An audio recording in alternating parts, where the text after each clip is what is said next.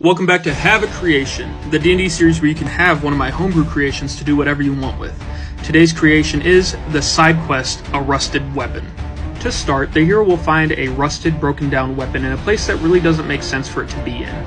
This weapon will be a weaker version of a standard weapon, so if the weapon is a rusted greatsword, it'll be a slightly weaker version of just a standard greatsword. The hero's first step is to find someone who can identify the weapon.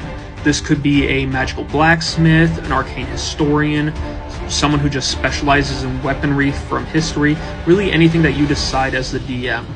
But they have to find this individual, and once they do, the individual will tell them that the weapon is a legendary artifact from myth and history. The individual will tell the hero that to fix the weapon, they need to first build a bond with it, and then find a magical material to fix it. Once they do both of these things, they can return to the individual and they will fix the weapon for them. Now, during the adventure to find this magical material to fix the weapon, the player has to use the weapon itself. This means that they either have to take out a certain number of enemies or use it a certain amount of days in practice and in combat, really whatever you decide, but they have to use the weapon and build a bond with it. As they do, they'll start to notice that the weapon is becoming a little bit lucky. It's doing damage that it shouldn't, and it's making hits that it shouldn't. It's not a huge effect, but it's a noticeable one. Once they build this bond and find the magic material, they can return to the individual.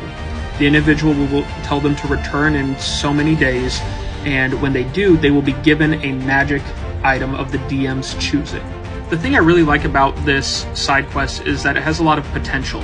The weapon's rusted form can be anything that the DM chooses.